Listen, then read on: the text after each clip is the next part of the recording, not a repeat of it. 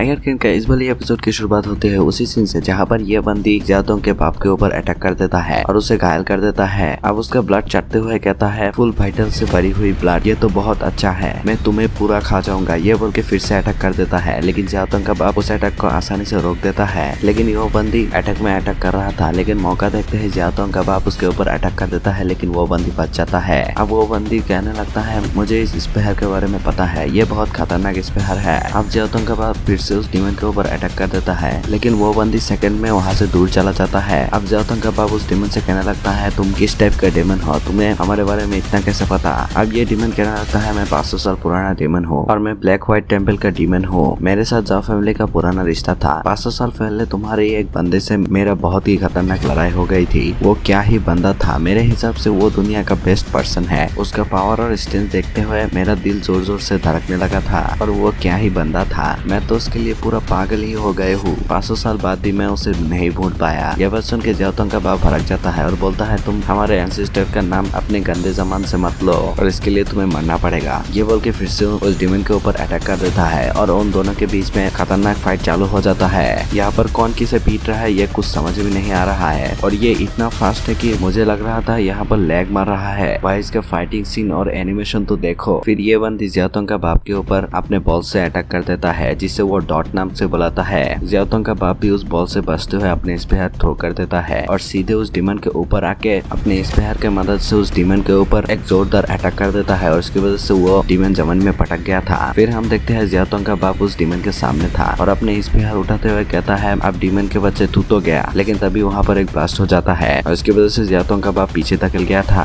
अब ये डीमन कहने लगता है अभी तो फाइट शुरू हुआ है, इतने जल्दी हार मानना सही नहीं होगा, मैं हर जगह पर मेरा डॉट्स को लगा के रखा हूँ, अगर तुम उन डॉट्स का रेंज में आओगे तो वो डॉट्स तुरंत ही फट जाएगा। ये बात सुन के जियातोंग का बाप कहने लगता है मुझे उससे घंटा फर्क नहीं पड़ता, ये बोल के अपने स्पेयर को थ्रो कर देता है, लेकिन वो स्पेयर उन डॉटों का रेंज में आने की वजह से वहाँ पर ब्लास्ट होने लगता है और इसकी वजह से वो स्पेयर सीधा उस डेमन के सामने आके गिरा था। अब वो डीमन कहने लगता है अबे बुड्ढे ज्यादा उछल मत, वैसे भी तेरे उम्र के हिसाब से तेरे सेहत के लिए ये अच्छा नहीं है। ये बोल के ये डीमन फिर से अपने डॉट्स की मदद से जियातोंग के बाप के ऊपर अटैक कर देता है। ये देखते हुए जियातोंग का बाप अपने स्पेयर को समन करके उन अटैकों से बचने लगता है और एक बॉल को अपने स्पेयर के मदद से हाथ से पकड़ लेता है और इस डीमन के बॉल से इस डीमन के ऊपर ही अटैक कर देता है और वो बॉल तेजी से डीमन की ओर बढ़ने लगता है, लेकिन वो बॉल डीमन कैजुअली पकड़ लिया था, लेकिन वहाँ पर जितने भी बॉल था वो सारे के सारे फूट जाता है। लेकिन हम देखते हैं उस बॉल के साथ एक तालिस्मान भी लगा हुआ था और इसकी वजह से जियातोंग का बाप वहाँ पर आ जाता है और इस बंदी का मुंह पकड़ के जब मारने ही वाला होता है तभी ये बंदी जियातोंग का बाप का हाथ पकड़ लेता है और बोलने लगता है मैं तो तुम्हें बोलना भूल ही गया, मैं खुद ही एक डॉट हूँ। ये बोलने के साथ ही साथ वहाँ पर एक ब्लास्ट हो जाता है और ये बात बहुत ही ज्यादा खतरनाक था। दूर से ये लोग भी ये चीज देख रहा था और ये बंदा कहने लगता है वो बंदा मर गया। अब फेरी कहने लगता है इस डीमन को हराना उतना भी आसान नहीं है, ये बोल के अपने पंख फैला देता है। फिर हम देखते हैं इस डीमन के हाथ में जियातोंग का बाप का एक हाथ है, जो देख के ये डीमन कहने लगता है मानना पड़ेगा, मैंने तुम्हें पहले बहुत अंडर एस्टिमेट कर दिया, अगर तुमने अपनी ब्लीडिंग बंद नहीं किया तो मुझे डर है मैं बहुत ज्यादा ब्लड लॉस कर दूंगा। अब जियातोंग का बाप कहने लगता है तुम्हें मेरे बारे में चिंता करने की कोई भी जरूरत नहीं है, तुम्हें खुद के बारे में चिंता करना चाहिए कि थोड़ी देर बाद तुम्हारे साथ क्या होने वाला है। ये बात सुन के ये डीमन हंसने लगता है और इस डीमन को हंसते हुए देख के जियातोंग का बाप भी हंसने लगता है। अब जियातोंग का बाप कहने लगता है डेमन लॉर्ड अपने रेपुटेशन को सच में डिजर्व करता है और मैं तुम्हें मार के ही रहूंगा, अगर मैंने तुम्हें मार पाया तो मेरा जाओ फैमिली का खोया गया रेपुटेशन फिर से वापस आ जाएगी।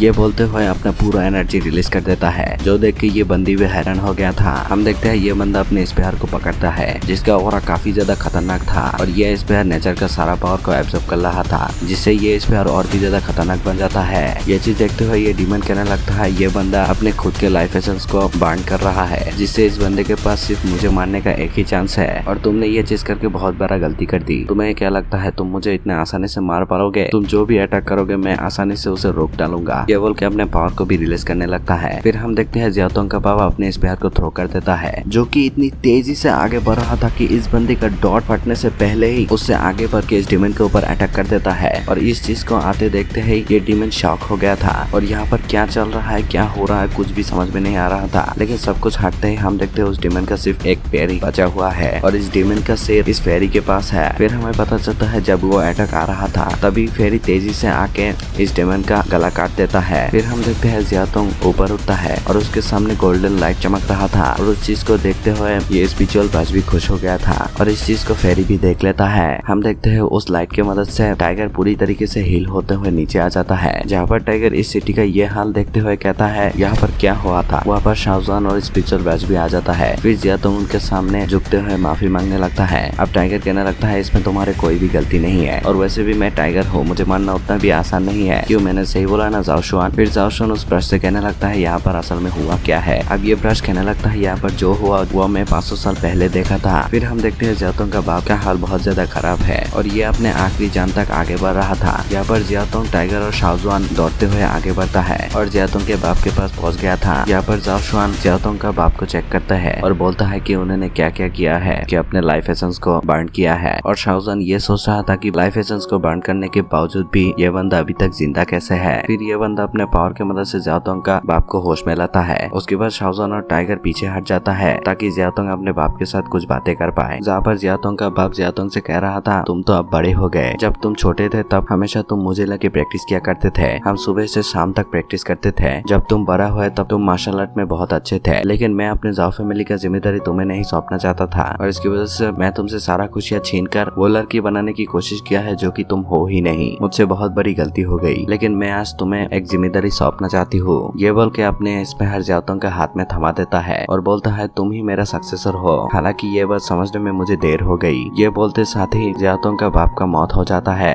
अब जियातोंग रोते हुए अपने बचपन के सीन याद करते हैं जहाँ पर ये दोनों मिलकर सनसेट देख रहा था और जियातोंग कहने लगता है ये सनसेट क्यों होता है, ये हमेशा मुझे ट्रेनिंग करने से रोकता है। अब जियातोंग का बाप कहने लगता है ये सन हमेशा तुम्हारे प्रैक्टिस के टाइम रहता है, लेकिन प्रैक्टिस करते करते तुम थक जाते हो, इसीलिए तुम्हें रेस्ट की जरूरत होता है और इसकी वजह से सनसेट होता है और ये सन हमेशा तुम्हारे साथ नहीं रहेगी, तो तुम्हें खुद ही अपने प्रैक्टिस को जारी रखना पड़ेगा। ये सब बोल के ये बंदा अपना ही एग्जाम्पल दे रहा था और इसी के साथ ये वाला एपिसोड खत्म होता है।